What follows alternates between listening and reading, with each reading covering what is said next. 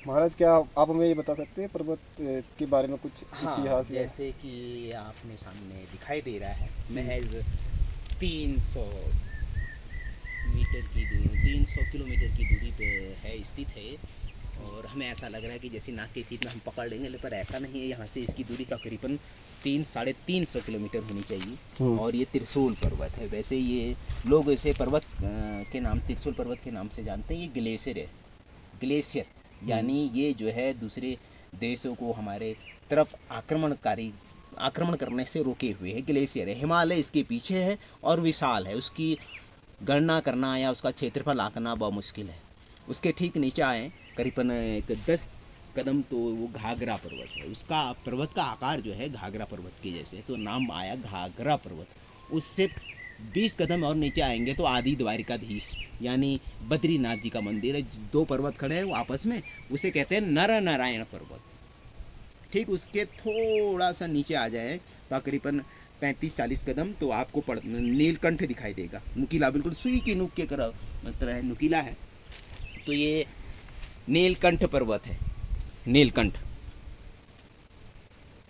उससे 10 कदम और नीचे आते हैं तो वो चार खंबे जैसे दिख रहे हैं, वो स्वर्गारोहणी है, जिसमें से पांडव लोग स्वर्ग की ओर प्रस्थान कर गए थे।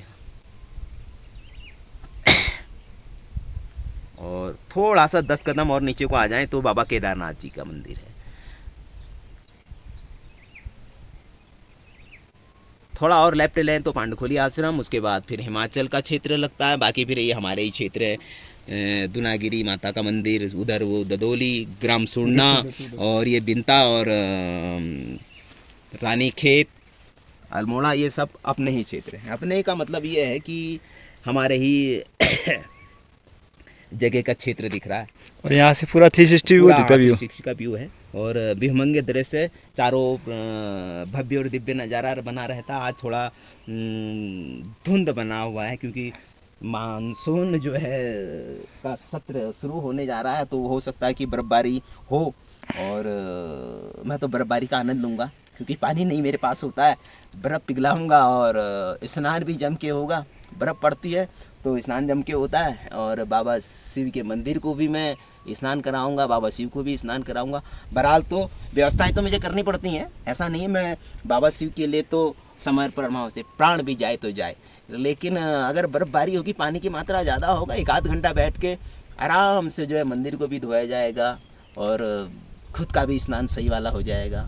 और वस्त्र पड़े रहते हैं तो वस्त्र भी धोने होते हैं, तो मैं 12 किलोमीटर नीचे जाके वस्त्र धोता हूँ और 15-20 दिन के कपड़े इकट्ठे करके। तो यहाँ बारिश होगी तो मैं तो कहता हूँ प्रभु हमेशा बर्फबारी हो, हम भी कल ताकि हमने भी कल यहाँ पे बहुत कष्ट किया पानी लाने का, तो हम आपको हाँ, कल ये वीडियो दिखाएंगे। भगत भी जो है मेरे साथ आए। क्योंकि इन्हें यहाँ पे सरवाइव करना कोई आसान नहीं है, पानी तो बहुत टफ है, यहाँ पे लाना बहुत मुश्किल होता है, क्योंकि यहाँ से हमें नीचे 3 किलोमीटर करीब जाना पड़ता है, वो भी खड़ी चढ़ाई में। और ये इसकी ऊंचाई के बारे में भी आप कुछ बताना चाहोगे? हाँ, ऊंचाई मैंने तो नहीं नापी ना मैंने आँखी, लेकिन जो कुछ लोगों के द्वारा बताया जाता है कि समुद्र सतह चेन्नई से इसकी ऊंचाई 99-100 फीट है। मित्रों, फीट और मीटर में फासला होता है। और वाकई ये काफ़ी ऊंचा हाईएस्ट है ज़िला अल्मोड़ा अल्मोड़ा। का। और क्योंकि मैंने स्टार्टिंग पे जब मैं यहाँ आया था तो उस समय कुछ समय के लिए मेरी सांसें रुक जाती थी, क्योंकि मुझे अस्थमा भी है। लेकिन बाद में मैंने अवलोकन किया तो पता चलता है कि ये जगह जो है ऑक्सीजन से कम है, ऑक्सीजन की मात्रा कम है। यहाँ एंटीऑक्सीडेंट्स कम बन पाते हैं क्योंकि हवा है, लेकिन हवा जो है पूरब से पश्चिम की ओर चली जाती है, तो जो उसमें तत्व पाए जाते हैं ऑक्सीजन में, उसकी मात्रा कम होने की वजह से दम घुटता है। और मैं अगर कभी चूल्हे पे दाल चढ़ाता हूँ तो दाल भी देर से गलती है। उसका कारण ही यही है कि यहाँ ऑक्सीजन की मात्रा बहुत कम है। 100 में तकरीबन 85% के समथिंग ऑक्सीजन है, बाकी जो है एंटीऑक्सीडेंट तक तो नहीं है। और दम भी घुटता है। और मेरा तो वाकई दम घुटता है क्योंकि मैं बचपन का निमोनिया टाइफाइड बिगड़ा, फिर वो अस्थमा में तब्दील हुआ, फिर आज उम्र का एक तकाजा भी है। बहरहाल मैं हर हाल में स्वस्थ हूँ और पूर्ण रूप से खुश हूँ, क्योंकि मेरे बाबा शिव की असीम कृपा मुझ पर बनी हुई है। जो चाहता हूँ वो मेरे सम्मुख मुझे प्रसाद के रूप में मिल जाता है। जय सिया राम। जय श्री राम।